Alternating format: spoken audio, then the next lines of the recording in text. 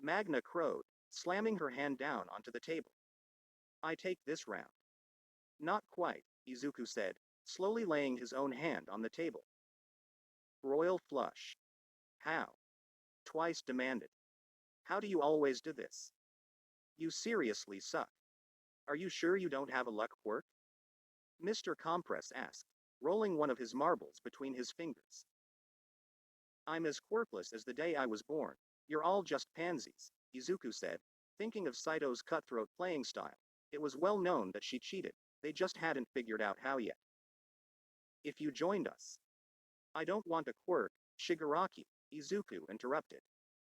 I also don't want to know how you feel so confident in continuously offering me one. You don't want to stay with us forever? Toga asked, fluttering her eyelashes. I'm very happy as a police officer. But that brings me back to why I'm here. Are you willing to meet with Overhaul? He stared down Shigaraki for what felt like eternity until the man sighed. Take him to the warehouse tomorrow evening. I'll talk to him, but I make no promises to work with him. That's all I can ask. And I need to warn you, don't do anything to seem aggressive to Overhaul. Don't act like you're going to attack him or his people. I don't want to explain why I'm planning your funeral. And obviously, act like you don't know me. If my cover is blown, you guys get to plan my funeral. We'll be careful, Izuku, Toga cooed, a dangerous glint in her eye. After all, we still haven't gone on our first date yet. You know what, I'm going to pretend I didn't hear that. Good night, everyone. I'll see you tomorrow evening. Remember, don't provoke them. I would never. Come on man, let me do something fun. Twice said, slapping Izuku on the back. If you'll join the Yakuza even temporarily, it isn't such a stretch to think you might join the League of Villains. I'll hold out for you, Shigaraki said. Izuku had known the League long enough now that he recognized Shigaraki's roundabout way of saying he would miss him. Shigaraki was completely unpracticed in expressing any sort of positive emotions, so his attempts were always odd. Don't hold your breath, Izuku said, flashing a grin. I won't be at another poker night until this job is done, but when I come back be ready to leave. Normally Izuku would never have stayed out that late, especially as this wasn't the most savory part of town. But with the sword at his hip and mask over his face, Izuku couldn't help but think that now he was one of the things that go bump in the night. No one was keeping watch at the compound, which Izuku could only attribute to hubris. It was late, extremely late, but the light to Overhaul's office was on, which meant the man was awake. He found his way there, pushing down anxieties that were surfacing. He had to be Deku, confident, douchey Deku. We need to be able to move into the mass production stage soon, Overhaul was saying when Izuku approached the door that wasn't quite shut. We just need a way to ensure Ares' survival. That will be easier if we can convince the League of Villains to lend us Bubaigawara, Chronostasis said. I don't know why you entrusted such an important task to Deku. We barely know the boy, let alone whether he can be trusted or not. They moved on to safer topics, and he took that as his cue to interrupt. He knocked lightly on the door before sliding it open, doing his best to appear as if he'd barely gotten back. Sorry for the intrusion. Chrono's mood instantly soured as he glared at Deku. Giving up on your mission after less than a day? I'd like to say I'm surprised, but frankly this is exactly what I expected from a child. Determinedly ignoring the man, Deku handed Overhaul a paper torn from yet another notebook. Here are the time and place you'll be meeting the League of Villains tomorrow. Now if you'll excuse me. How do we know it's not a trap? Chronostasis demanded, glaring at the paper. Chrono, you wound me, Deku said, dramatically clutching his chest. Take me with you if you distrust me that much. Use me as a hostage if that's what you need. That won't be necessary, Overhaul intoned, golden eyes gleaming. You will be coming with us though, Deku. You should be able to see the fruits of your labor. For now, rest. Izuku bowed slightly before leaving, a number of questions swimming through his mind. Most of them pertained to whoever they had been talking about earlier. On his walk back to his room, he could have sworn that he heard the faint sound of a child crying, only adding to his confusion. He was asleep almost instantly upon collapsing onto his futon, his dreams filled with plague masks and crying children. The next day came all too soon, but he couldn't let himself sleep in like he so desperately wanted to.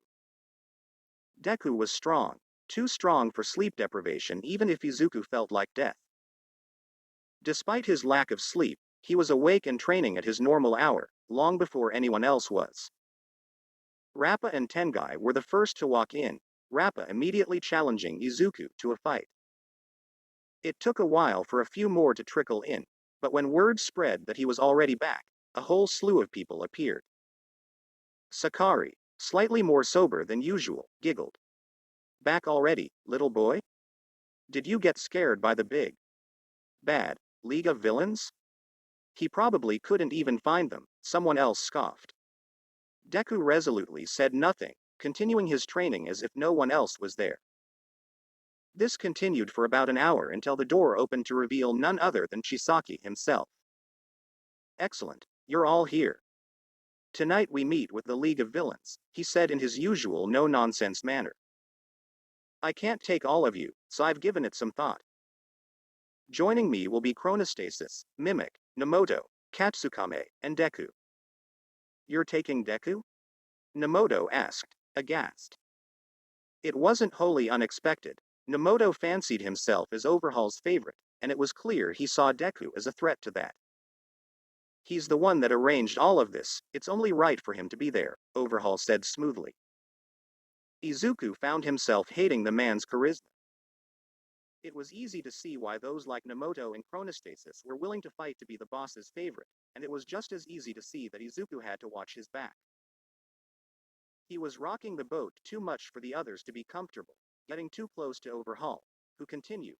Arranging this meeting was a test of his ability and loyalty, after all, and he's proven himself to me. Deku inclined his head slightly, surreptitiously glancing at the others. I'm happy to be an official part of the Hijinks. Once the announcement was made, Izuku took that as his cue to leave. He'd trained enough, now it was time to feed himself and take a shower.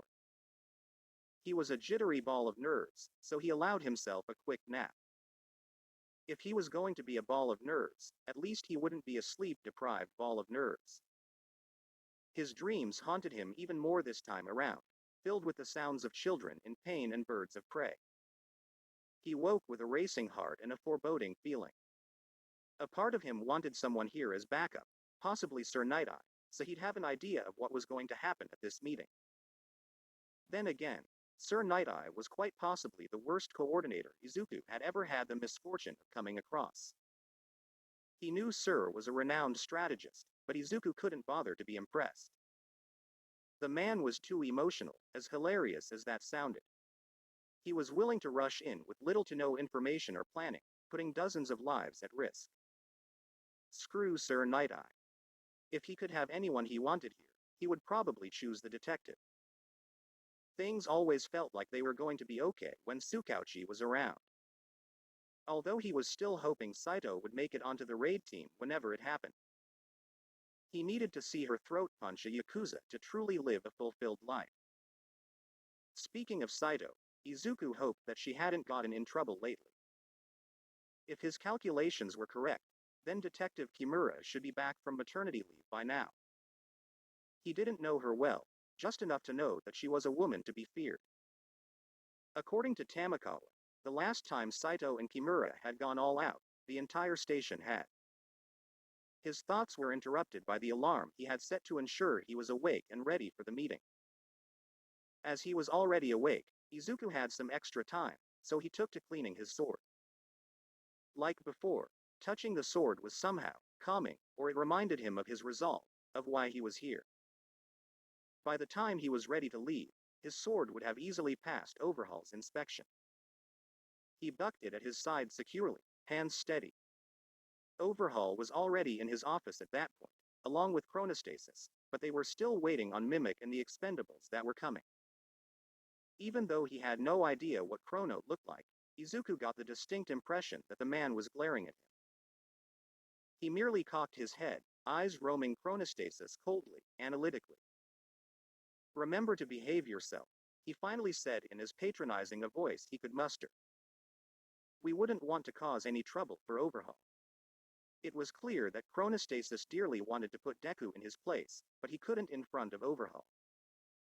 "Let's get this moving," Mimic said, strolling in his usual puppet form. Irinaka and the other expendables that had been invited trailed behind, anxious to get going. "Don't engage the League unless I give the signal," Overhaul reminded them all as they went through the plan one more time. Those that were coming primarily as backup were given the warehouse address and sent to a discreet location nearby. It was dusk when the meeting rolled around, because Shigaraki was simply that dramatic. The warehouse was eerie in the fading light, but the effect wasn't quite as potent when Izuku had been in the warehouse a month or so prior, playing poker with the League. "Are you ready to start something that will change the world, Deku?" Overhaul asked, placing a hand on his shoulder. Biting his lip nearly hard enough to draw blood, Izuku nodded, grateful for the mask and the fading light hiding his expression. At Overhaul's nod, chronostasis threw the door open, allowing his master to stroll in like he owned the place. True to Shigaraki's dramatic flair, the League was stationed around the warehouse in strategic positions. It was clearly supposed to look casual, but also act as a sort of dominance display. He could feel their eyes land on him before skirting away in an attempt not to give away their connection with him. Toga was the most daring, winking at him and flashing a fanged grin before retreating back into the shadows. Shigaraki was leaning against the wall, fully decked out in his handmade regalia. "So you're Overhaul. I almost didn't believe the kid actually knew you, but it does seem like he's smart enough to value his life." "Deku is our most promising new member," Overhaul said smoothly, "but he's not why we're here, is he?" "You're the one that sent your little monkey to do your bidding," Shigaraki rasped, standing a little straighter in irritation. "So why are we here?" "I have a plan that will change the world, and there's really only one thing that can stand in my way," Overhaul said. "And that is?" "All for one." Izuku struggled to keep his face impassive, trying to shove away the confusion that plagued him. That was something to look into later, especially with how immediate and dramatic the League's reaction was. Shigaraki was the most dramatic of all, his entire body tensing visibly. "And what do you want from us?" "Support," Overhaul said simply. "I plan to cleanse this diseased world, and I think I could truly use you and all for one to your greatest potential." "You can use us?" Shigaraki demanded, his body language getting even more erratic. Since the attention was off of him, Izuku leaned down, picking up a discarded board from some abandoned project. "You've done great things, gained a lot of traction," Overhaul said. "But you're limited. You've got all of these powerful people on hand, but you don't have the experience to manage them effectively. If you keep expanding, it will only collapse in on itself because you have no structure or purpose." "Are you saying we should come work for you, Birdbrain?" Toga asked in distaste. "You will talk to Overhaul with respect," Chronostasis said severely. "Why should we respect him?" Magna demanded, brandishing her magnet. "Whenever people talk about cleansing the world, it just means getting rid of anyone who's different." "Well, I got news for you, honey. I'm different and proud." She moved forward to attack, but Izuku stepped in front of Overhaul as if defending him, but in reality he was staring Magna down, reminding her of the repeated warnings he had given her. He wouldn't have the League's blood on his hands. Shigaraki held a hand up to Magna, stopping her before commanding Chisaki, "Get out." "You're supposed to be all for one's heir, right?" Chisaki asked, cocking his head to the side. "What I see is a little boy playing dress-up." "I said get out." Shigaraki lunged forward blindly, hands outstretched. He was brought out of his fit of rage when the board Izuku had picked up before dissolved in his hand. Izuku made eye contact with Shigaraki, grounding the other man long enough to stop his temper tantrum. When it was clear Shigaraki was done attacking, Izuku said, "Clearly we're of two different mindsets. If we don't want this to end in bloodshed, I would suggest we leave things as they are for now, Overhaul.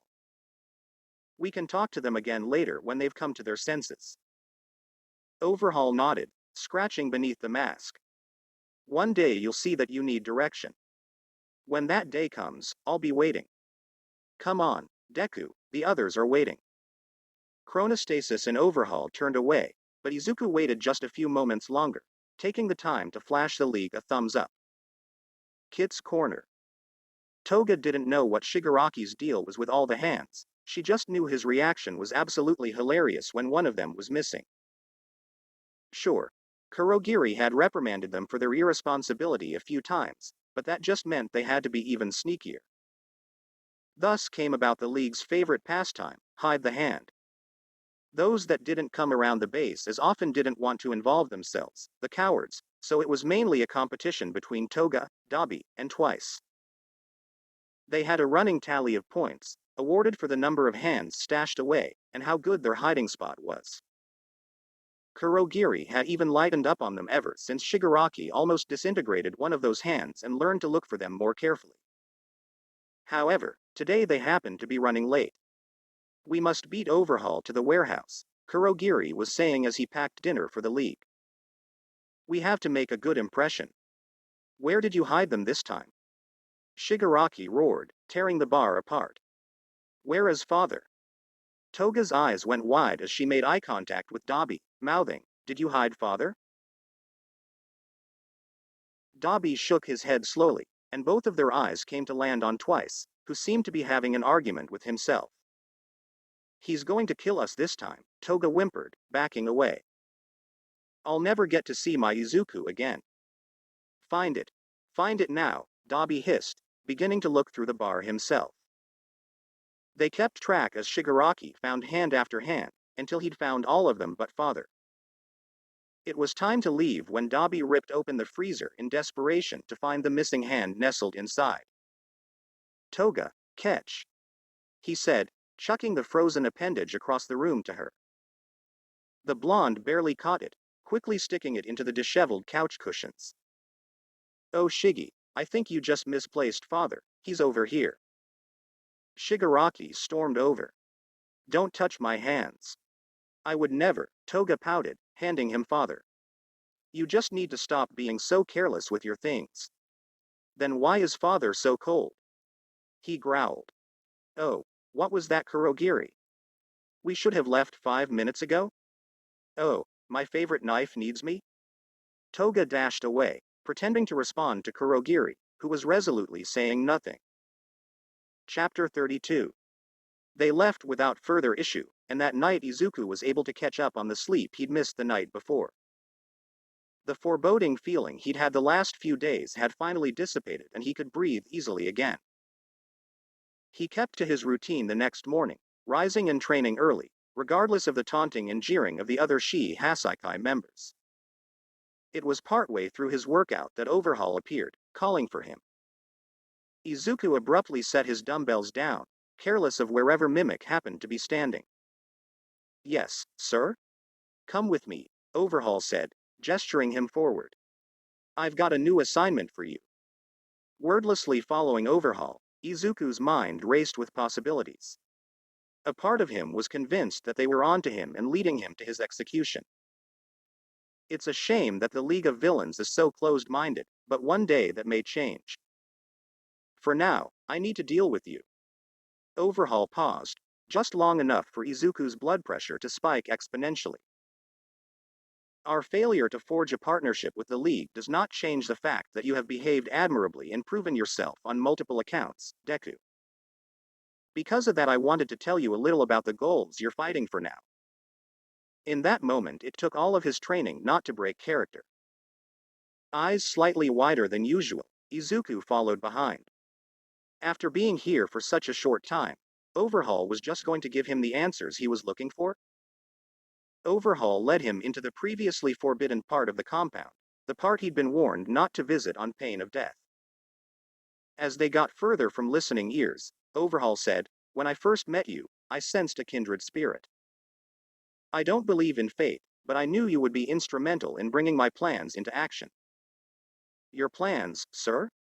To rid the world of this disease we call quirks. Izuku was rendered completely speechless as Overhaul began to explain his plan, a plan that was already in the opening stages. Chisaki had explained about the drugs they were working to manufacture, both to cancel and enhance quirks. Izuku couldn't respond to the fact that some of these drugs were already in serialization. His lab was exactly what you would expect of a mad scientist's laboratory, dark but spotlessly clean. Izuku listened in horror as Chisaki bragged about their creation that permanently took away quirks. It was a new creation and they only had 5 bullets thus far. Apparently, these were significantly more difficult to produce. Izuku knew his mind should have been racing with the existence and possible application of these drugs, but he was just stunned, completely and utterly stunned. You've been my inspiration as of late, Overhaul continued, setting down one of the bullets that took away quirks permanently. You're proof that the quirkless are greater than this disease. You've given me a glimpse of what we're fighting for. Because of that, I'm assigning you to keep watch over the key to our success. He numbly followed Overhaul to a different room, only subconsciously observing the route. Chisaki pushed the door open, revealing a small form huddled on a bed. It was a child. She couldn't have been much older than Koda or Karimi, but she cowered as the door opened, fear evident in her scarlet eyes. Now Izuku's brain really short-circuited. It would be later that he realized that her arms and legs were wrapped in bandages, and her entire presence emanated neglect. The sight of her like this made Izuku more furious than anything ever had before. Her name is Eri, Overhaul said easily, not that that's important. She's attempted to run away a few times, and a failure to stop her has left her previous caretaker indisposed. Dead, Izuku's mind translated. Starting tomorrow you'll be in charge of Eri, Overhaul said. Just make sure she doesn't touch you, her quirk is particularly diseased. It took a few deep breaths, but when Izuku brought himself to speak to Overhaul, his voice was even. I'm honored to have such an important job. Do you mind if I take the rest of the day to run errands, perhaps prepare for my new assignment? Do what you must, Deku, Overhaul said, waving his hand dismissively.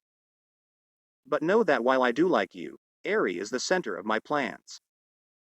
I need you to be vigilant. If she does manage to escape, there is no brighter future. Remember what you fight for. Izuku knew it was a thinly veiled death threat, but he couldn't find it in himself to care.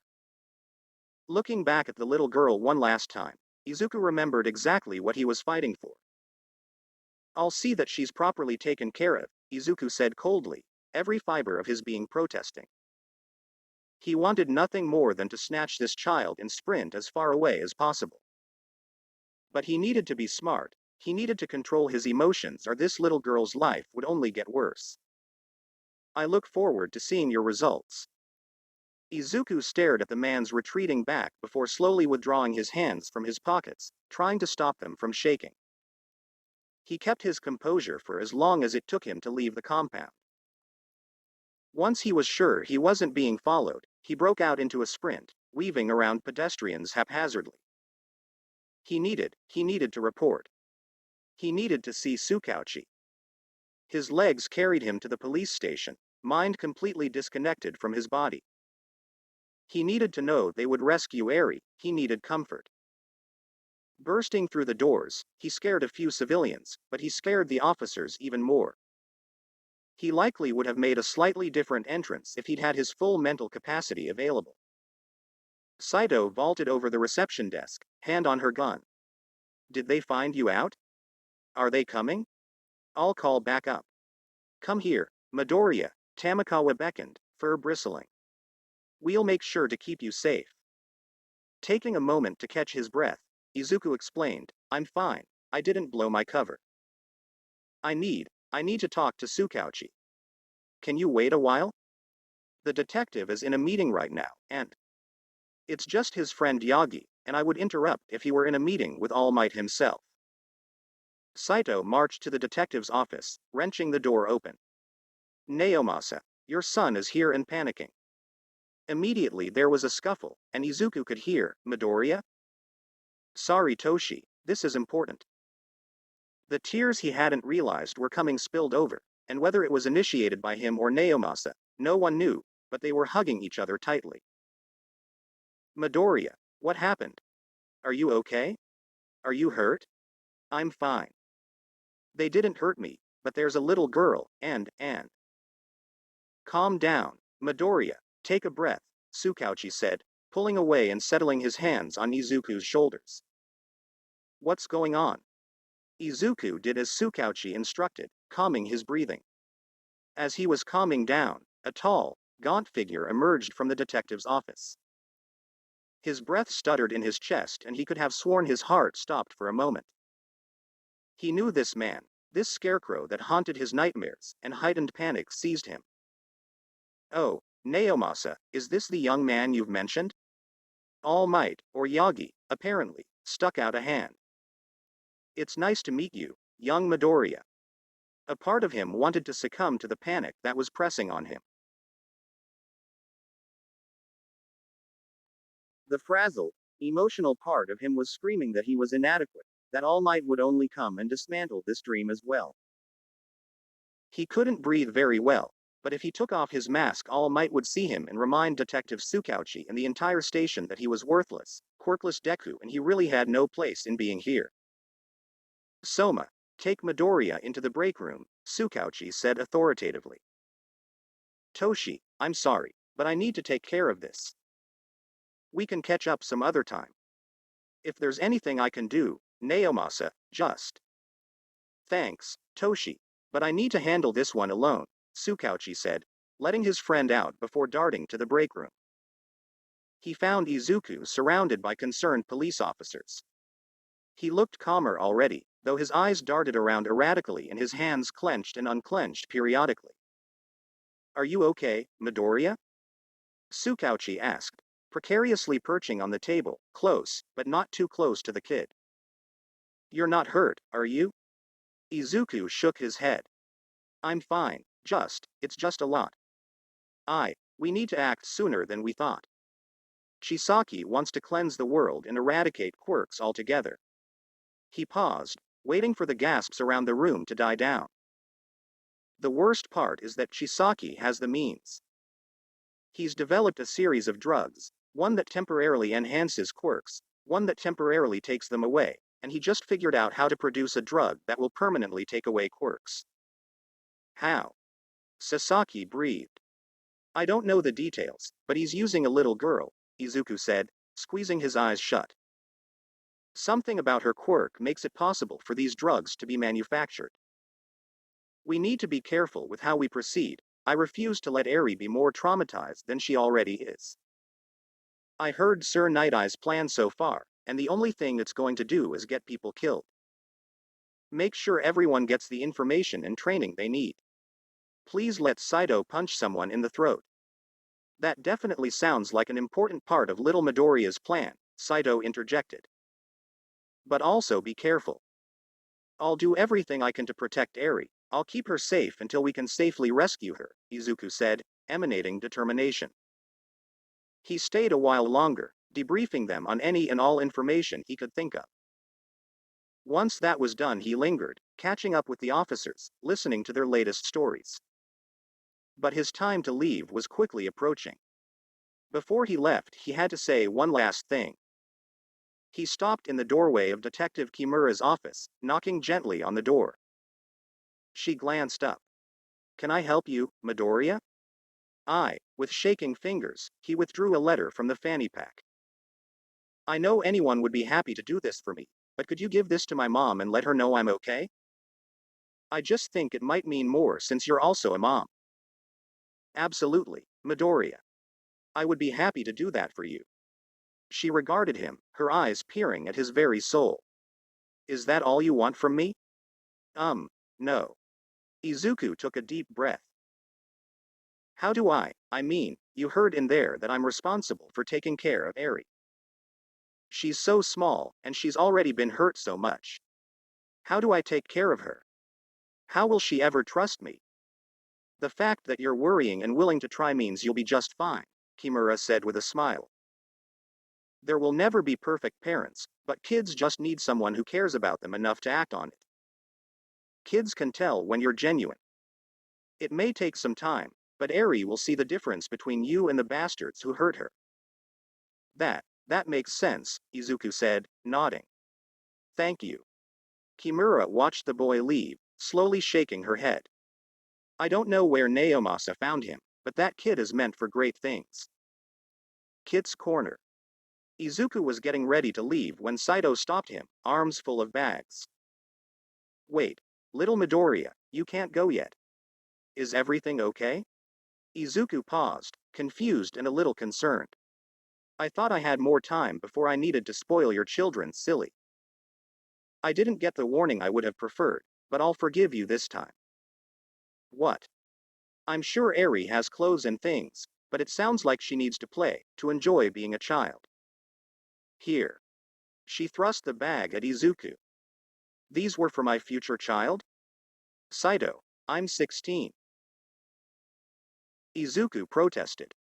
Little Midoriya, I will support you through thick and thin, Saito said seriously, and I will do whatever it takes to be the godmother of your children. He hesitantly accepted the bag, peeking inside. It was filled to the brim with games, board games, card games, and the like. Saito proudly brandished a deck of cards. I modified these myself. They were just face cards with heroes on them, but now it's specifically to play Old Maid. I call it Old Flame. She fanned out the cards, pointing out the one that had clearly been set apart as the Old Maid, framing the scowling face of Endeavor. Izuku burst into laughter. I need to show that to Shoto, those are amazing. Under her breath, Saito muttered, oh, I should make a set for him. If Todoroki likes me, he'll help me convince Midoriya that I should be the godmother. A loud squawk was heard across the station. Sasaki, toting a bag that seemed to be filled with stuffed animals, hollered, I thought of this first, stop stealing my thunder. We're in the same competition as Naomasa. I will do whatever it takes. The two officers began squabbling in earnest, and Izuku could only watch on in dismay. Why did you have all of these things at work? Chapter 33. The next day was the first time Izuku deviated from his routine since coming to the Hijinks. He got up at the same time, but he cut his training time in half, spending his excess time getting breakfast ready. It was early enough that no one else was anywhere near the kitchen, so he had time to make pancakes and clean up any evidence of such an activity. A part of him felt like making pancakes in a Yakuza compound was fundamentally wrong. Before he had been assigned to this undercover mission, Izuku had never given much thought to what Yakuza ate. He supposed he pictured them living off of crime and spite. Topping the pancakes with berries, Izuku ventured through the compound to Eri's room.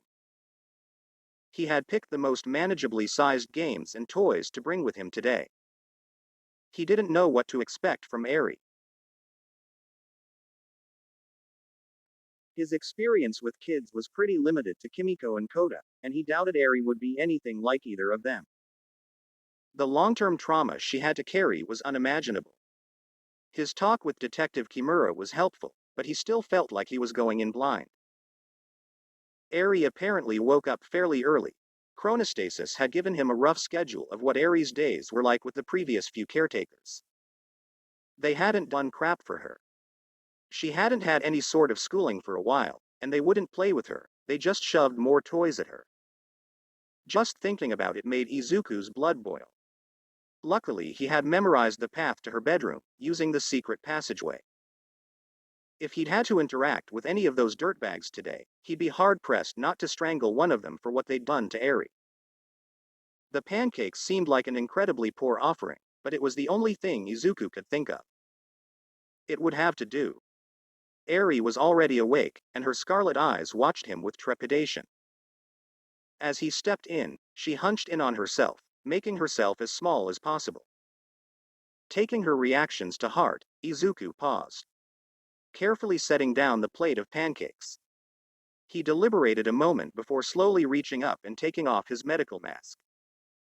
His acting coach would have yelled at him, The mask was supposed to be a central part of Deku. But he couldn't be Deku with this little girl, at least not completely. My name is Deku. I'm here to be your new caretaker, Izuku said slowly, making sure to smile at her. Your name is Eri, right? It's nice to meet you. Are you hungry? I made pancakes. She definitely looked interested, but she looked more confused than anything. You bought me pancakes? No, I made them for you. And me too, we both need to eat, right? Izuku looked around the room, spotting a child-sized table that was likely used for coloring or something of the like. Are you okay with that? Slowly Eri nodded. She followed him to the table, but she looked shocked when he sat down across from her, his knees towering above the tabletop. What are you doing? She asked, voice quavering slightly. We're having breakfast together, it would be rude not to eat at the same table. I may be stuck in this chair, though. Eri couldn't help but stare, and Izuku did his best to carry on like this was what it was supposed to be like, because, well, it was what things were supposed to be like. He remembered every meal with his mom, the warmth shared between them even though there were only two of them. He tried to mimic that, give Eri the same feeling of completeness. She was quiet, but her enthusiasm for the food was obvious. Eri was almost scared to talk, but she was slowly growing more curious about him. Throughout breakfast she hadn't said much of anything, but when he stood to go wash the dishes, she said, "Thank you for the pancakes, Mr. Deku." Just Deku is fine, Eri. I'll be back soon. It was a matter of minutes to wash the dishes and run to his room to grab a few select games, toys, and books for her. She was waiting for him, but she still flinched when the door opened. Other than that, she was just as quiet and still as before. So he would be doing the majority of the speaking. That was fine, he'd been preparing for this his entire life. I don't know your schedule. I know you can probably mostly take care of yourself, but what do you need to do? Have you brushed your teeth? Do you need to change clothes, or brush your hair? Izuku felt his stomach drop when she just blinked at him. Let's start over. What are your days normally like? It depends. Usually I wake up and have cereal, and then whoever's taking care of me turns on the TV, sometimes they tell me to play. If he wants to test me, I have to take a bath, and then I go to the lab. Izuku clenched his hands tightly enough that he might have drawn blood. He fought to keep his composure, smiling at her once more. Well, we're going to do things a little differently. Is that okay with you? Different how? Well, Izuku said, pulling out a notebook and a pencil, we can decide that together. We're going to have lessons every day, like reading, writing, math, and maybe some quirk control, but... No. She protested, eyes wide with fear. I can't, my quirk is really dangerous, Mr. Deku, I don't want to hurt you. Hold on Eri, breathe for me. Can you look at me? Good. You said you don't want to hurt me with your quirk, right? That it's dangerous? That's why I need to help you. He eyed her horn. He had seen studies of similar physical features. It was likely a sort of store of power from her quirk. It was dangerous, especially given how large the horn was at the moment. This is a secret, but I'm actually a quirk specialist. Among other things. A quirk specialist? Yeah, I help lots of people with their quirks, Izuku said reassuringly. He was lying, of course. He had a few semesters left before he would be able to become a licensed quirk counselor, but she didn't need to know that. But I can help you learn to control yours so you don't have to be so scared anymore. But if you want, we can wait a few days before we start on that, just get used to each other first. For now, why don't you go brush your teeth? Seemingly relieved by the direction, Eri slipped into the bathroom to do as she was told. Izuku set about cleaning up from breakfast, trying to formulate a plan from here on out. Hopefully this arrangement wouldn't be long-term, but they may be waiting a while yet. Based on his interactions with Sir Night-Eye, it might take a while for the hero to formulate a plan that didn't result in mass amounts of death. Whatever time he had as Eri's caretaker here likely wouldn't be long enough to make any drastic changes or impacts on her life, but Izuku hoped it would help her when it came to adjusting to life outside of the Hijinks. When she emerged from the adjoining bathroom, Izuku snapped out of the thoughts that were quickly spiraling out of control. After this, he swore he would take some sort of childhood development class, or even just a child rearing class, because children kept invading his life one way or another. Has anyone ever taught you any reading or writing before? He asked, desperately hoping that she wouldn't notice how nervous and unsure he was. He didn't know the first thing about teaching a child, but he could manage something simple, right? She shook her head with the same solemnity as before, but there was a light in her eyes that wasn't there before, a spark of interest. He urged her to sit down before taking out a piece of paper and a pencil, carefully writing 2 characters he'd seen on a chart in Overhaul's lab.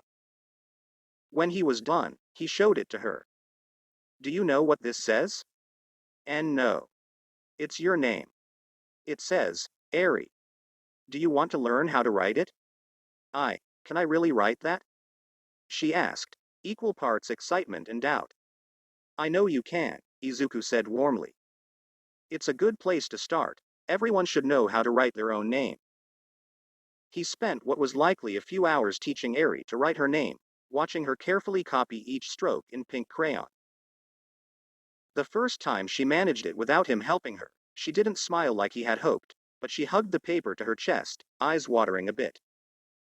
Lunchtime rolled around, and Izuku did his best at making a cute bento for her. The rice balls were a little misshapen, and the sausage he cut up looked a little off. His mother would have been ashamed. But Eri looked subdued, but excited nonetheless. She wasn't tired after lunch, and when Izuku brought up playtime, Eri blinked at him. What do you mean, playtime? At that question, Izuku was fairly sure his mind short-circuited. Eri was used to being told to play, but she was always too afraid to be too loud or rowdy. She didn't know what play entailed. The explanation he stammered out was truly abysmal, but he was able to guide her through some of the games he remembered as a child. He cut out the parts that Kachan had contributed, like punching and insulting your playmate. Eri seemed surprised that not only did Izuku stay with her the whole day, but he acted like he wanted to be there. It was after she'd taken a bath and brushed her teeth that Izuku was brushing her wild hair as gently as possible. Mr. Deku? She asked hesitantly. You can call me just Deku, Izuku once again reminded her lightly. What is it, Eri? Why are you so nice to me? I'm a bad girl. I only make people get hurt, she said, eyes beginning to water. I'm nice to Eri because she's my friend, Izuku said, allowing his instincts to take over. At least, I hope we can be friends. But I think you're kind and sweet, and a fun person to be around. Izuku wanted nothing more than to steal her away that very moment, stash her away where Chisaki would never find her. He wanted to tell her that he was a good guy that would keep her safe forever. But he couldn't. For now all he could do was read her bedtime stories until his voice gave out and pray to whoever was listening that she would have pleasant dreams that night. Roughly a week passed with this new routine, and each day Eri seemed a little less hesitant, a little more trusting. One night in particular she had finally worked up the courage to ask for more stories, and Izuku couldn't find it in himself to deny her. She was already asleep when he slipped out of her room, fixing his mask back in place. He wanted to get back to his room without interacting with anyone. He wasn't very confident in his ability to stop himself from assaulting a Hijinks member at the moment. It wasn't meant to be, however. On his way not only was he stopped, but it was by none other than Overhaul himself. Deku, perfect. We were just looking for you, Overhaul said, sounding more pleased with himself than Izuku was comfortable with. Oh? There was an incident regarding one of our normal drug runners, so he won't be able to make an important delivery. Chronostasis and I require Eri for the majority of the day tomorrow, so you're the perfect candidate for the job. As you wish, Izuku said, bowing slightly. When and where is this happening? Chronostasis joined them in the hall then, just as Chisaki was giving Izuku the details before striding away, totally satisfied with the kingdom he was building from the suffering of a child. When Sasaki left, however, Chrono lingered. Even though Izuku couldn't see his eyes, he felt them boring into him. I know Overhaul trusts you, but I'll be watching you, Deku. When you prove yourself unworthy, I'll be waiting to ensure your fate. A chill ran down Izuku's spine at the threat. He'd never seen Chrono in action, but if he was Overhaul's second in command, he was no joke. But Deku wouldn't be intimidated. Grasping his sword handle, he met Chrono's gaze dead on. You're welcome to try. His false confidence carried him to his room, where Izuku promptly dissolved into panic. Kit's corner. Eri's eyes were wide and pleading. Just one more? But your bedtime was half an hour ago. We've read all of the books already, Izuku said, knowing it was already a lost battle. Oh. Eri wilted a little. I'm sorry, I shouldn't have. Well, I can't really sleep yet either, Izuku lied. Do you want Cinderella or Momotaro? Miles away, Kota stood on top of his bed, wearing his pajamas and his hat. He had already exhausted the majority of the wild pussycats, most of them already asleep. Kid, just go to sleep already, we're begging you, Pixie Bob groaned. I'm too young to fight with a child. Your bedtime stories suck, Kota said, sticking out his tongue. I don't want to hear about any more stupid heroes or quirks. I want stories about police officers, like Midoriya. Meanwhile, Kimiko peacefully slept. Chapter 34. The rendezvous to pass off the drugs was at 4 in the morning. It was an unholy time to make an unholy exchange, and all around Izuku was pissed. He hated the thought of leaving Eri to the hands of those madmen, and he hated that he was helping dispense these drugs. If he could somehow alert someone, a hero, a police officer, anyone, it would make his life infinitely easier. Sakari, ever the drunk, was the one waiting to give Izuku the case and send him on his way. The drunkenness hit him especially hard that morning, but Izuku took the proffered case. He could feel Sakari's judgmental looks, but this didn't stop Deku from propping the case onto the table and opening it to count the cases of bullets inside, despite the way his vision and head swam. It's 15 short, he said abruptly. No way, I counted it myself, Sakari slurred. What, are you drunk? No, you are, Izuku said flatly. Oh, that's right, I am. Sakari said, beginning to giggle uncontrollably. Well, go get your 15 bullets. Maybe on the way out you could take the stick out of. Izuku never heard just where this stick was, he was already bustling towards the lab. He had only needed permission to go in. The further he walked, the fewer signs of life there were. He and Sakari were awake, and he had startled a lackey who had been avidly reading a new manga release, but otherwise there was nothing to report. As expected, the lab was completely deserted. Cases and cases of bullets lined the room, both of Quirk enhancing and Quirk erasing bullets. He got the cases he needed, and he secured them in the briefcase with the others when his eyes landed on a very distinct case. The permanent Quirk erasing bullets. There were only 5, so they must be remarkably hard to synthesize, but their existence was distressing. What if it seriously endangered some pro in the middle of a fight? There were too many uncertain variables. Against his better judgment, Izuku popped open the case. These bullets had different shells than any of the others, but that would be a relatively simple fix. Unlike most bullets, the part that actually contained the drug was essentially a tiny syringe that was sealed into the shells that were the correct size and shape to be fired from a handgun. It was fairly simple to pry that unit from the shells and switch them out. Then, Izuku slid the permanent Quirk erasing bullets into his fanny pack, feeling like he could be caught at any given moment. That feeling didn't dissipate as Izuku continued. In fact, it only got worse as he kept going. What if he was exposed, or arrested? How would he explain to his mother why she needed to bail him out of jail? That was a ridiculous train of thought, but Izuku was all aboard. When he forced his mind to focus on other things, Izuku found himself contemplating how truly terrible a briefcase was for drug deals. He was 16 years old, and he looked like a hoodlum. He had no business carrying a briefcase. If an officer didn't stop and question him on his way, it would be a miracle. The meeting destination was the stereotypical dark alleyway, right behind a dumpster. The man waiting was twitchy, like it was his first drug deal.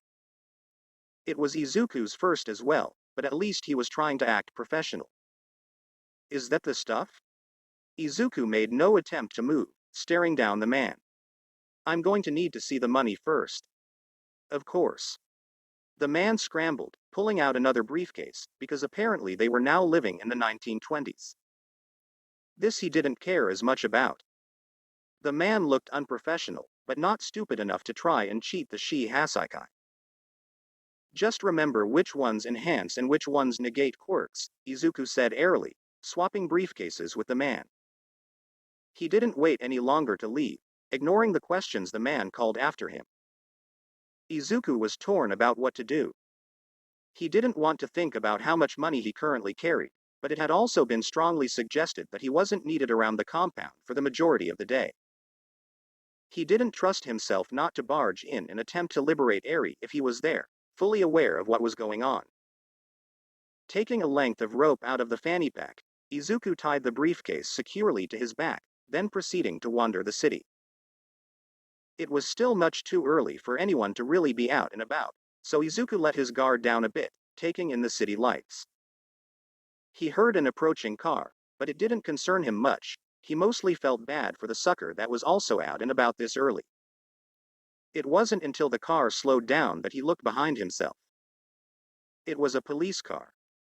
Izuku's heart began pounding when the sirens blared, and a vaguely familiar voice commanded, "Put your hands in the air." He did as told. They would believe he was actually a police officer, right? It might be better not to risk it. As the other officer started out of the car, Izuku bolted. There was a shout behind him, and, did the other officer laugh? Regardless, Izuku ran like his life depended on it. He was definitely outpacing the other officer when a bullet sang through the air, sinking into the dumpster centimeters from Izuku's abdomen. He yelped, scurrying to get the dumpster between him and the officer, but an extended arm came out of nowhere, grabbing Izuku by the back of his shirt collar. He knew that quirk.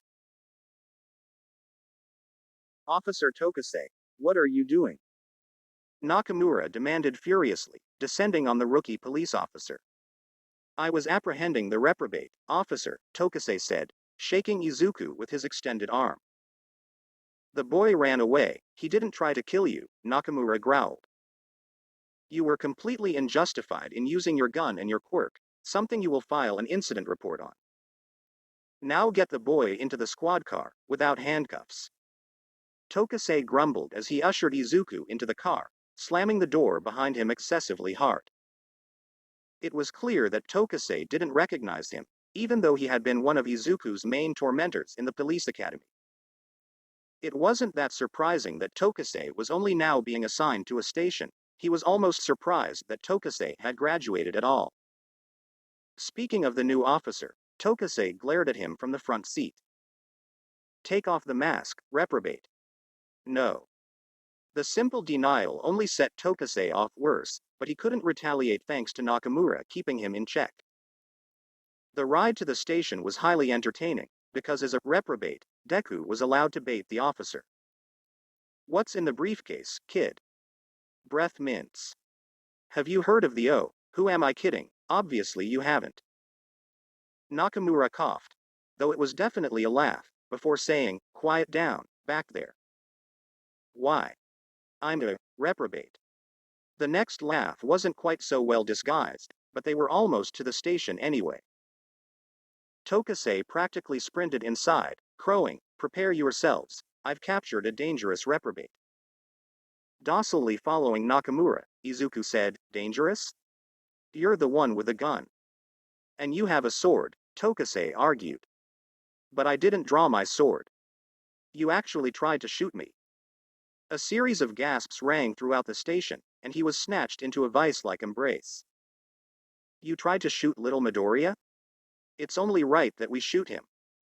Saito, we aren't shooting anyone, Tamakawa said sternly. It would have been non-lethal, like his foot or something, Saito grumbled. I'm fine, Izuku said, pulling off his medical mask. You're, Tokase gasped, pointing.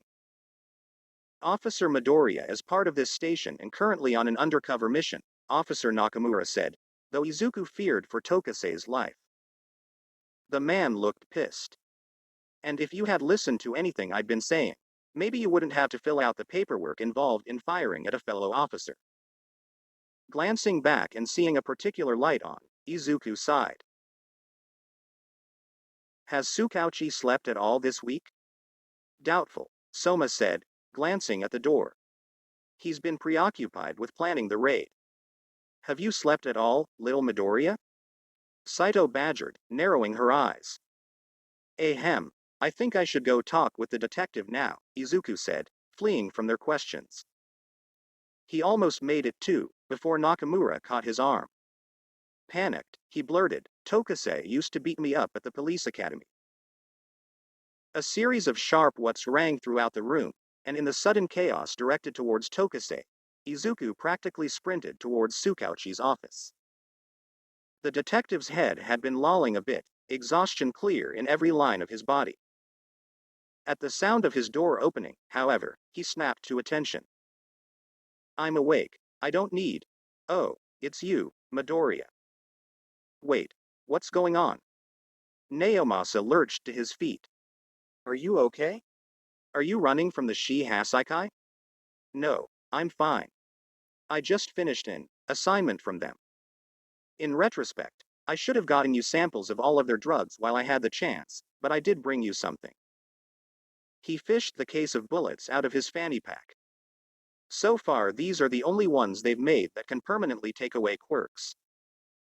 They're precious enough that Overhaul wouldn't waste them on something or someone that wouldn't make a statement. I replaced them with some of the temporary bullets, so hopefully he'll never know differently. Tsukauchi nodded, looking a bit overwhelmed.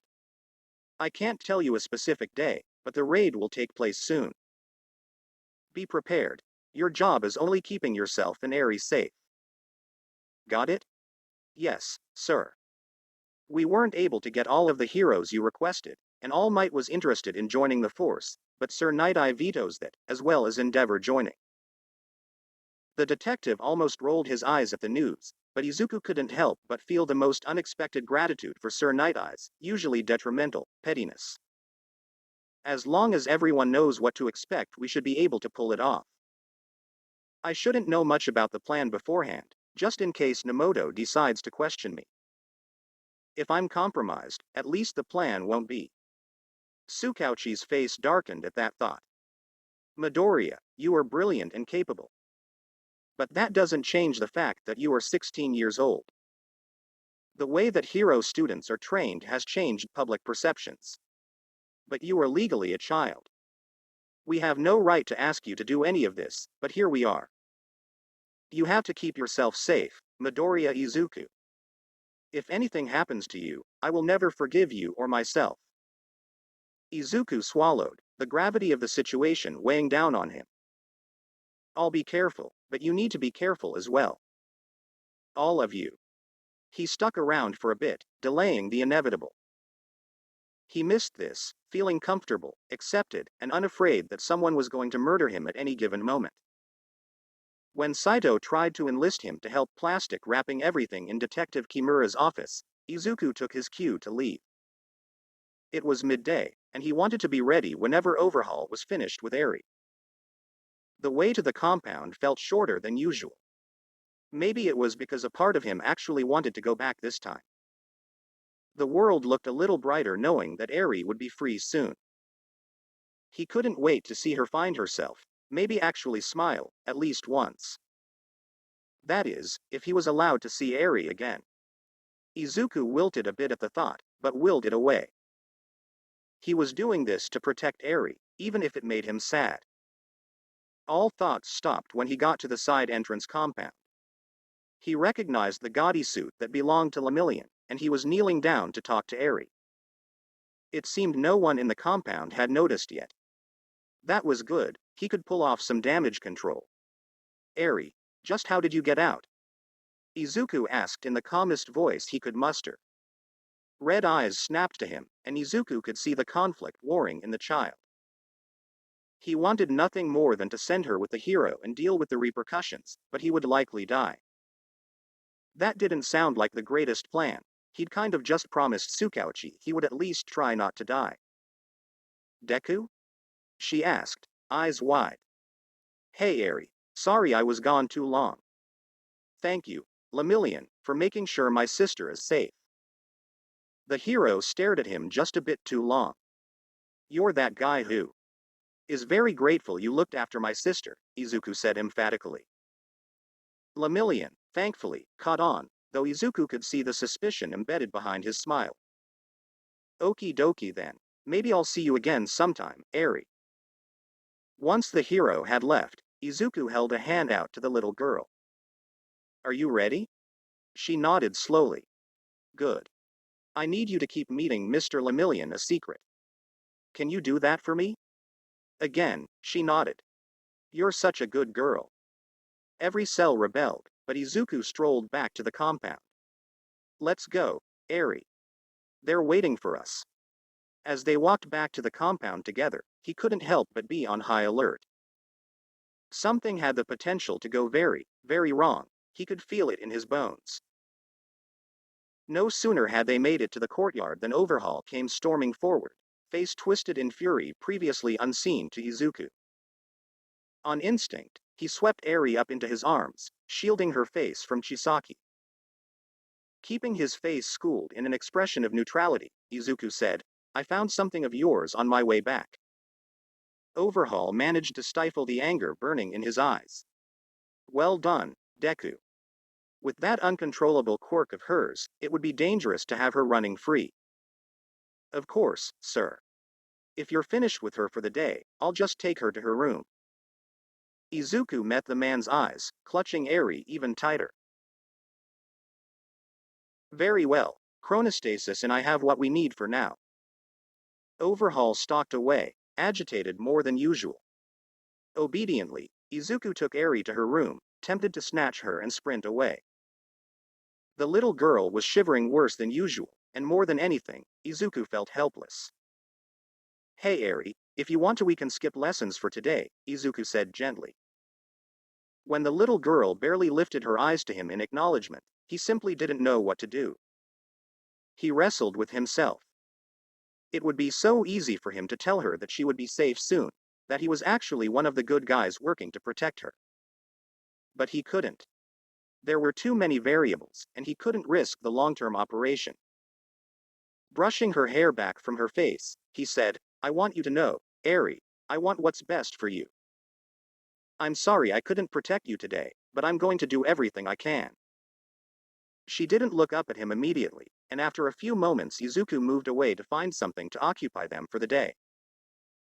Because of this, he missed the way that the little girl looked at him, hope and fear warring in her eyes. Kit's corner. Eri, do your arms hurt? Izuku asked, setting a handful of markers on the table.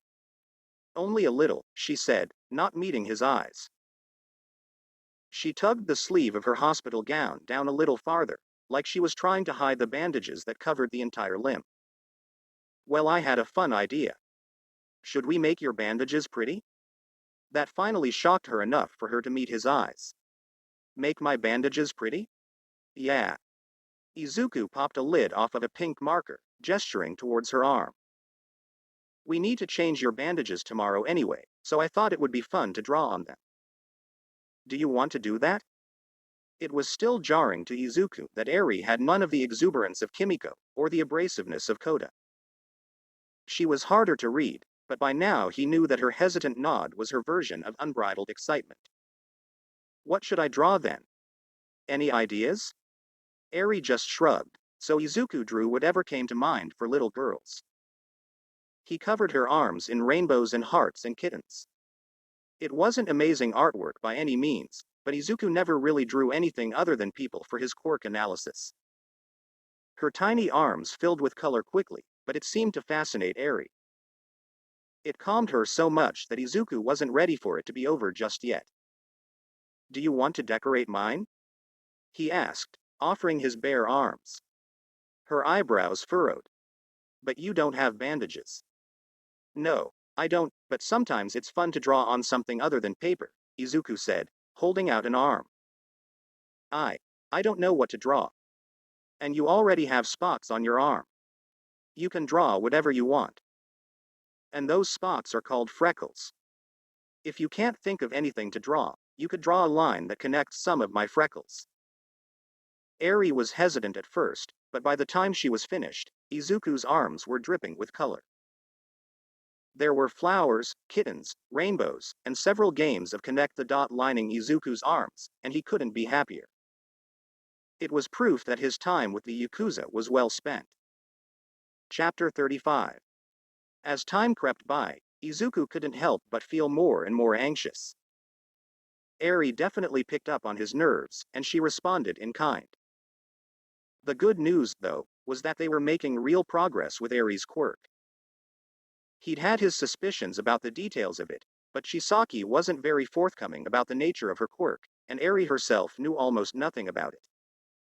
It definitely had some correlation with her horn, more specifically, the size of her horn.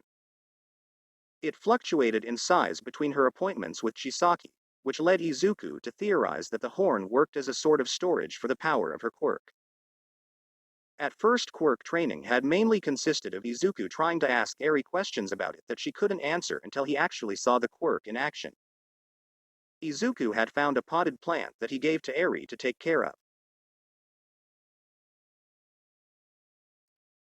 It was supposed to teach children responsibility, or so his favorite parenting blog said, but it was also something Izuku himself had done. He'd adopted his own bonsai tree when things with Kachan first got really bad. It had been calming to know that there was something that depended on him. He mattered, even if it was only to a plant. Ironically enough, Katsuki had exploded said bonsai tree one night the Bakugos had come over for dinner. Izuku had actually, none of this was relevant. Eri had been enthusiastically tending to the plant when her horn began to glow. Izuku was alerted when Eri murmured, "No, please no." The plant was shrinking, and the look of terror on her face was heartbreaking. When Izuku moved to help her, she flung herself backwards. "No, I'll hurt you. You have to stay away. Go get him, he needs to disassemble me." So this was Eri's quirk, the power to rewind.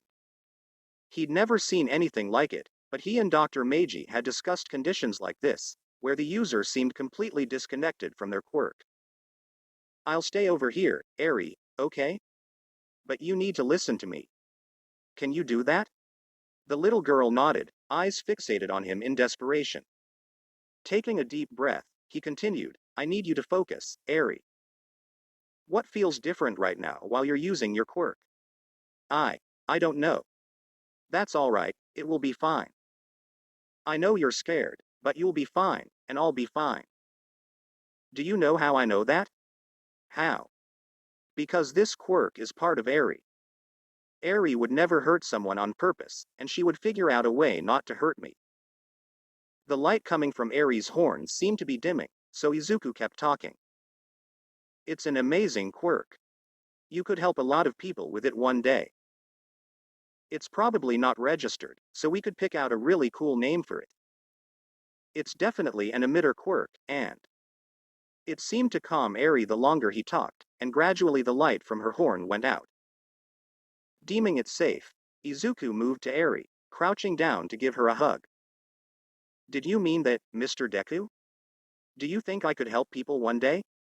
Eri asked, so incredibly small. Is that why he is experimenting still? Unconsciously, her arms tightened around the girl. "Things won't always be like this, Eri. I promise." Afterwards, Eri's quirk training moved rapidly. She was an excellent student when she wasn't so scared of her quirk anymore. It wasn't a perfect thing, she definitely had a limit to how much she could use her quirk, and it would spiral out of control when she was emotional. But Izuku would definitely have to thank Drive Meiji for forcing his classes to learn the basics of quirk control. As things moved, Izuku couldn't help but concentrate on Eri's quirk training.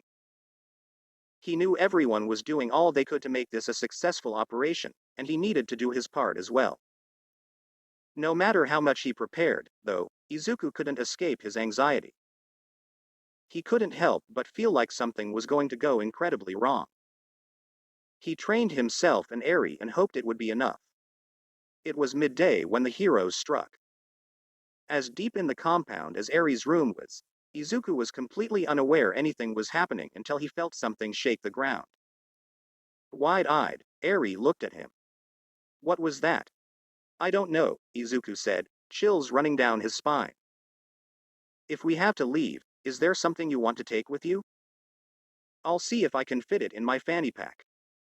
It took her a moment to decide, but Eri finally settled on the paper where she successfully wrote her name for the first time. After securing it in his fanny pack, Izuku paced, wondering how best to prepare. He could just take Eri and run, but it was doubtful that he would survive. The choice was soon taken out of his hands when the bedroom door opened, revealing Chisaki flanked by chronostasis. We're under attack from the heroes. Brin Eri, we need to go.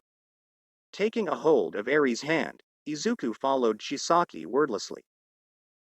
The compound's lights were flickering and in the distance the walls and floor moved, a sign that Mimic was busy with whatever heroes he was trying to slow down. He could faintly hear the strains of fighting throughout the compound, and from what he could hear, the infiltration team was putting his information to good use. Izuku had made a contingency plan for every member of the Hijinks. They all felt incredibly solid and doable except for Chisaki. The man was just too powerful, too many things could go wrong. We're going to escape, just the four of us, Chisaki said, unconcerned. You've done an excellent job at getting the child to trust you, to comply with you, so you'll be valuable for what's to come. Eri whimpered and Izuku's hand tightened around hers. He couldn't risk comforting her in any way, so he just led her down the hallway. They had made it quite a ways when a voice crowed, I've found you. Izuku whipped around to find a furious Lemillion staring at him. So one of the hero filth has found us, Chisaki said lightly. No doubt thanks to your disgusting quirk. We need to have a chat, gentlemen, Lemillion said with a sharp smile. Nemoto and Sakari will be here shortly. Take the girl and go on ahead, Deku, Overhaul said without looking back. Izuku nodded, picking Eri up. Lemillion's eyes focused on him with recognition. You. How can you let them do this to her? You look like someone who cared. Not yet. Izuku turned his back on the hero, walking away without a word. This hero could do and think what he wanted, but Izuku couldn't reveal himself yet. He heard the scuffle behind him. Overhaul and Chronostasis were struggling against the hero. He'd never expected the kid to make it past those two, so Izuku startled when the boy lurched out of the wall, hand outstretched. Deku was able to lunge backwards, so the boy's fingers only snagged his medical mask, ripping it free from Izuku's face. Mirio Tugata had improved this much since the last sports festival. He was definitely a force to be reckoned with, but he'd been analyzing this hero for years, and there was no way he would last against Overhaul. Where are your friends, hero? Izuku finally asked, staring down the student. You'll never be able to handle all three of us at once. Who the hell let Lemillion out here on his own? This was in direct opposition to what Izuku had told them. Panic welled in his chest, and Izuku could feel that it was affecting Eri too. This hero was going to die in front of them in a few moments if Izuku didn't do something, and if Izuku did do something, then he would be the one to die. He could only see one potential pathway where they both made it out alive, but it required Izuku to do the one thing he'd sworn to himself he wouldn't do. Let Eri go. Sir, there's no reason for you to sully your hands with something so simple as this boy. If you would take the girl, I'll meet up with you shortly. When Chisaki nodded, Izuku crouched down, leaning towards the girl's ear. Listen to him for now, I'm trying to keep you safe. I will protect you. They had to finish this before Nemoto and Sakari came. Things were already rapidly spiraling out of control. I don't think so. Lemillion moved to grab Eri, but just before he could grab the girl, Izuku swung his katana at the boy's wrist. The sword cleaved right through the appendage, but without damage thanks to Lemillion's quirk. He attempted to get around him a few different ways, but each time Izuku targeted whatever body part was tangible at the time. It was a dance of blades and limbs until he was sure Chisaki and Chronostasis were out of earshot. Mirio cradled his hand to his chest, blood barely visible on his red gloves.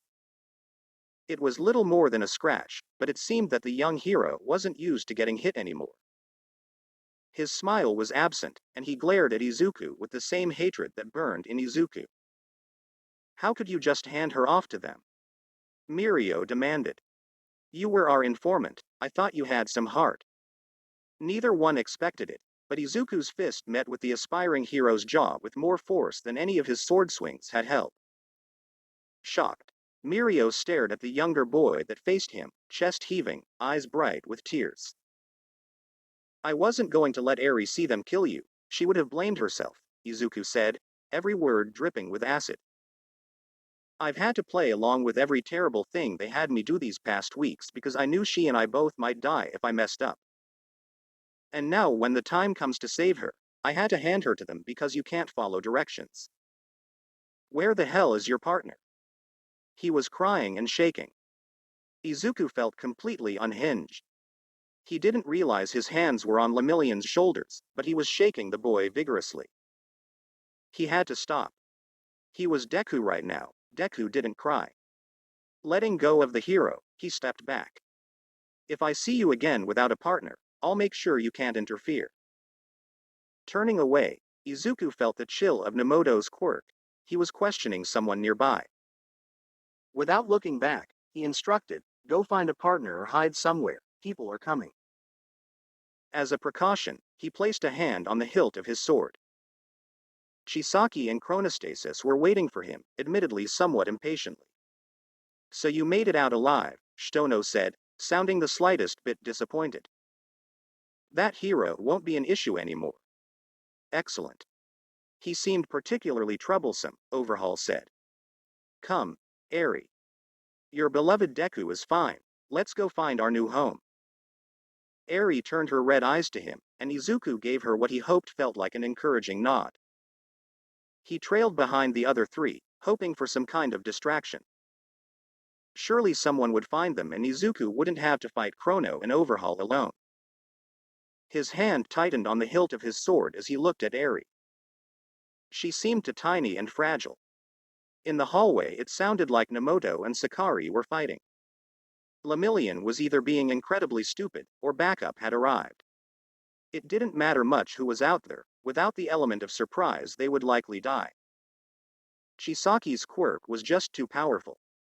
Izuku needed to act. Overhaul, sir, I have a question, he said, doing his best not to let his voice waver. He could feel the urge building, it was almost at its peak. He just had to hold off until, yes, Chisaki was turned his way. Still unmasked, Izuku sneezed. Right in Chisaki Kai's face. The shock on Overhaul's face would have been comical if it weren't going to be one of the last things Izuku ever saw. Taking advantage of the man's surprise, he ducked down, arms outstretched for Eri. He wrapped them around her tiny body, barely noticing her extra weight as he sprinted towards the nearest exit faster than he knew he was capable of. He had a few precious moments, and Izuku was crazy enough to think he might actually make it when the ground erupted. Chisaki was overhauling the entire floor as it undulated, tendrils and spikes aiming to kill him. The Yakuza boss howled with animalistic rage as Izuku dodged a series of savage, brutal attacks, doing his best to safely transfer Eri to his back. Hold on tight, he told her, drawing his sword. Deku, what are you doing? She asked, clinging to him desperately. I'm saving you, he said, sword slicing through a spike aimed at his head. He was doing okay, but it was disorienting to fight when even the ground was attacking him. No, he's going to kill you. Just give me back. I promised to keep you safe. Izuku said, making the mistake of meeting Eri's eyes. In that brief moment Sasaki struck, a concrete spike impaling his thigh. It would have pulled him farther towards Sasaki, but Izuku cut through the spike, leaving him free to move with the end embedded in his thigh. At the sight of blood, Eri grew warm on his back. Based on the light shining above him, Izuku would guess her quirk had activated. That was confirmed when his wound closed, his leg perfectly fine, aside from the spike now embedded in his healed flesh. Recovery Girl was going to kill him. If you hand her over now, Deku, I'll make your death quick and painless. Either way, you'll die soon, Sasaki said, stalking toward him as the ground started to settle. Eri's quirk can be used for a lot of things, including erasing people from existence. That doesn't mean I should let you continue like this. In his periphery he saw one of Chrono's locks of hair speeding towards him, and it gave Izuku a wicked satisfaction to slice it off. Meanwhile, Izuku's continued evasion left Sasaki absolutely enraged. Seeing this made Eri even more nervous, and her quirk spiraled even farther out of control. Izuku could feel it slowly feeding off of him, and it was painfully distracting enough that he didn't see Chrono's minute hand coming, sinking into his shoulder with more force than was strictly necessary. Time slowed down for Izuku. His mind screamed at him to move, but his limbs were so heavy, they wouldn't move beyond an excruciatingly slow pace. With a wicked gleam in his eyes, Sasaki let the ground around them settle, stepping forward and pressing a bare hand to Izuku's face. Caught between the two quirks, Izuku felt more pain than he'd ever imagined possible. As Sasaki attempted to overhaul him, it felt like his very cells were ripping themselves apart while Eri's quirk forced them back together. He was simultaneously freezing and burning, both dying and more alive than ever. He could feel the moment Chrono's quirk wore off, but Izuku couldn't move if he'd wanted to. He wasn't sure if he was even breathing anymore. He almost wished he wasn't just so there was a chance for this to be over. Then, somehow it miraculously stopped. Izuku immediately collapsed to his knees, then the ground, using what little control he had left to fall so he could cushion Eri's fall. He would have thought he was dead if not for the weight of Eri on him. His eyes were still open, and they tracked the movement of what was going on in front of him. Processing any of it took more effort than Izuku would have ever thought necessary. A red glow caught his gaze, and Izuku was met by the comforting sight of a very pissed-off Eraserhead. Behind him, a number of officers and heroes swarmed the place. Chrono was waving a gun around, and it even went off a few times, but he was swarmed before he was able to pose much of a threat. Sasaki savagely attacked several officers, but ironically enough, without his quirk he didn't make for much of a threat. A familiar figure rushed forward, landing a solid punch to Overhaul's throat. Eri shifted on his back. Deku, are you okay? The world was closing in on him, rapidly growing dark. His body didn't want to, but he managed to say, "We're safe," before he saw no more. Kit's corner.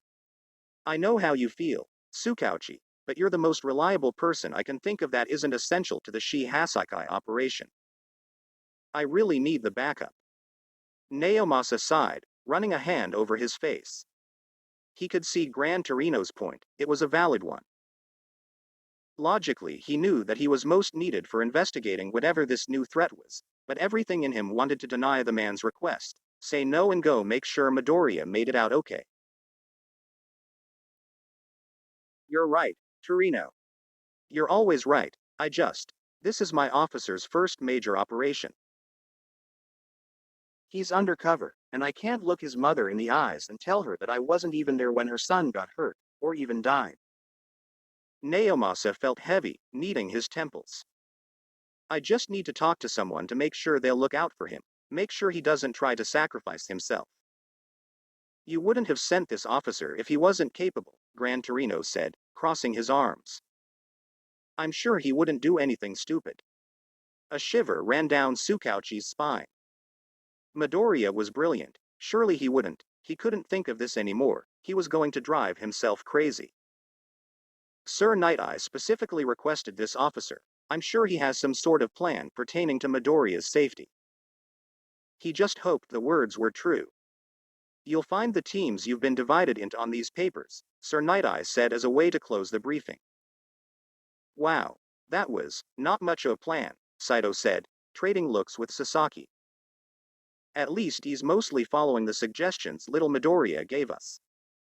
These teams are kind of terrible, though, Detective Kimura said, looking through the list. First of all, who decided that this was a good first mission for first-year hero students? Look at them, they're babies. They're the same age as little Midoriya, Kondo said, disapproval coloring her voice. Who is also definitely too young for things like this. Wait. Sasaki crowded the others, her wings unconsciously fluttering as she craned her neck. That one over there, that's the Uraraka girl that little Midoriya likes. What? Collectively, the office's heads swiveled to where Sasaki pointed. Oh no. Detective Kimura wailed. She's even more precious than you said. She needs to be protected at all costs. Now we have 2 kids to watch over. Are any of us in her group? Sasaki asked, suddenly poring over the paper. I am, Kondo said, as well as Officer Tokase. Saito scoffed. Enjoy Rock Lock, Tamakawa. I've heard he can be a nightmare. I'm in one of the other first year's groups, Soma said. Red Riot? That's the one that was on the news a while ago, wasn't it? Eraserhead, weird hero name, Saito said. Wait, Tsukauchi's done some work with him, right? He works at UA? He shouldn't be too bad, I think he knows little Midoriya. Lemillion. UA might train the best heroes, but they don't pick the best hero names, Sasaki said. It looks like Lemillion and Eraserhead will be working together, and I'm assigned to Lemillion, so we're basically partners. Detective Kimura shook her head. Sir Night-Eye really should have consulted one of us about these arrangements. While Kimura admittedly participated in her fair share of antics at the station, she felt somewhat responsible for her officers as they were sent to their various groups. Saito and Sasaki in the same group was a disaster waiting to happen. If the Yakuza base was destroyed, they probably wouldn't get fined for the damage, right? This was her first mission back after becoming a mother, and she wasn't sure how she felt about that. She couldn't help but worry over what would happen to her baby if she weren't able to come back, and the hero she was assigned to didn't necessarily inspire confidence. He was a sweet kid, but he was a kid. Saniter was one of the most promising UA students, but he currently looked like a stiff wind would knock him down. It was a little painful to watch, actually. She just wanted to give him the confidence he should have at this point. She'd heard great things about Fatgum and his little sidekicks from various police officers, and she hoped that they were able to live up to the hype. It still enraged her that hero students were allowed on such a dangerous case at all, and it was even more frustrating when Saniter asked that they leave him to deal with 3 upper-level Yakuza alone, and the older heroes agreed. Sure, Eraserhead had done quite a bit to help the kid, but Kimura wasn't about to leave the child, especially with Midoriya's express instructions ringing in her mind. For whatever reason, the kid thought it was important not to be alone, and she trusted Midoriya more than was probably logical. Go on, I have this, Saniter said, not actually making eye contact. I believe you, but I'm not leaving you alone, Kimura said, strapping anything of value or of use to her body before buttoning her jacket. She'd read the files on the 8 expendables, and she refused to help them in any way. She recognized these 3. Kimura couldn't remember their names, but she remembered the quirks with vivid accuracy: crystallize, larceny, and food, which were all problematic in their own ways. Eraserhead had knocked out the food one, and it seemed like Saniter was handling the crystallize one fairly well. Larceny was problematic, though, because he was so unpredictable. Kimura did as she'd agreed, hanging back for the most part as the fight progressed. It seemed the villains didn't even notice she was there, one of the advantages of being police. People often underestimated the traditional methods of keeping the peace. Saniter was being overwhelmed. The odds weren't great to begin with, and these were men with nothing to lose. She wanted to let the kid handle things, but when larceny stole his food packs, Kimura's instincts were screaming to help the child. Hey Blondie, catch this. Along with her shout, Kimura tossed her wallet at the startled man. While his eyes were trained on her wallet, she rushed him, roundhouse kicking him squarely in the chest. His shock made it easy to wrestle him into a pair of handcuffs, and the food guy was only beginning to stir, so his were even easier to slap on. By the time she'd retrieved her wallet, Saniter had finished things with the crystallized man, and he was staring at the ground even more determinedly. Thanks for your help. Don't worry about it, kid, you did well. Kimura couldn't resist ruffling his hair, even though he turned bright red at the action. She was going to say more when something shiny on the boy caught her eye. Her hands grabbed his hand, covered in crystals. Did you eat one of the crystals from that man's quirk? What if it was toxic, or poisonous or something? I understand your quirk, but you can't just go around eating everything you come across, it's not safe. What if you choked? You can't. Kimura cut off when a cough sounded from the doorway. Nakamura stood there, looking serious as ever. Detective, I believe we should stop mothering the hero and catch up with the rest of the group. Ah, the detective said, turning the slightest bit red. You're correct, Officer Nakamura. We should get going. Saniter was a little slower to leave the room, instead looking at the ground like he wished it would swallow him without a trace. She's like that at the station, too, if it's any consolation, Nakamura said, not looking at the boy. Detective Kimura just had a baby, so she's especially maternal right now.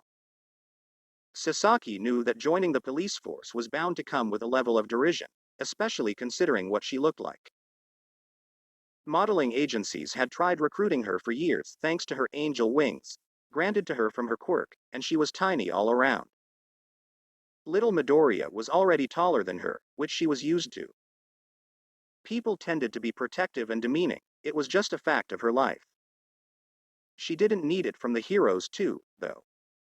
Lemillion clearly had talent, he was a promising young hero that she was sure would break into the top 10 in no time. But the second he smiled and told her that he would make sure she was safe, it had taken all of Sasaki's willpower not to claw his eyes out. Their group was the largest thus far, delving directly into the compound to hopefully extract little Midoriya and Eri. Sir Night-Eye was acting like the police officers didn't exist, and Eraserhead seemed to be the only of the heroes who was communicating effectively with his team. Why did Gran Torino have to poach Detective Tsukauchi? Naomasa would have definitely kept everything in line, especially with little Midoriya's life at stake. Eraserhead and his team headed the group, and they were moving along fairly well until the building started moving like it was alive. Catching a glimpse of something in the distance, Lemillion ran off without even sparing a glance at the rest of them. I'm going to find Lemillion, Sasaki said to Eraserhead, wings unfurling. He shouldn't be alone. The hero nodded, and she was off. She probably shouldn't have gone off alone, and finding him in the maze of the compound was a nightmare, but luckily Sasaki's quirk provided her with an intuition when it came to directions. She left her phone tracker on, knowing that Saito would direct Eraserhead. It took longer than she wished to find Lemillion, and when she did, he was just pacing in a length of hallway looking like he was in the middle of an existential crisis. You know that we were assigned teams for a reason, right? She demanded. What's wrong? Why did you stop? Sorry about that. I got too caught up in my head, it won't happen again, Lemillion said, eyes downward. Something had happened there, but there was no time to decide what brought about the change in the hero. Come on, we should keep moving. It's not safe to stay. She was cut off by the sound of approaching footsteps. On instinct, she positioned herself in front of Lemillion, wings fanned out and one hand on her gun. What's this? A police officer protecting a hero? How truly entertaining, a man in a long black trench coat said, waving around a gun. This would be the man with the confession quirk. A wave of dizziness hit Sasaki, and by the looks of things, it was affecting Lemillion as well. Ah, the drunk. She'd almost been looking forward to meeting this one. Officer, I can handle. 2 gunshots ripped through the air, felling the drunk from the ceiling, and leaving the confession man. Was he supposed to look like a priest? Collapsed on the ground, clutching his leg. Sasaki barely noticed the effects of the drunk's quirk fade. Some people just don't know how to handle their alcohol. If you asked the entire station who the least worried during missions was, they would probably agree that it was Kondo. If you asked who was the least serious during missions, they would doubtlessly say Saito. During this mission, though, she couldn't find it in herself to joke. She found herself on edge the entire time. Saito couldn't help but picture all of the things that could go wrong, all the ways that little Midoriya could get hurt. Just for fun, her mind occasionally threw in the mental image of Inko sobbing over her son, but she needed to focus. Admittedly, her role was fairly minimal for the most part. She directed Eraserhead according to Sasaki's directions, but she didn't engage with any of the Yakuza. At least, she didn't until she saw Chisaki forcibly trying to dismantle little Midoriya. Her blood boiled, and Saito roared, "Don't touch him." She had a vague recollection of propelling herself over the uneven floor, and then her fist was plowing into his esophagus. She could only hope it made little Midoriya proud.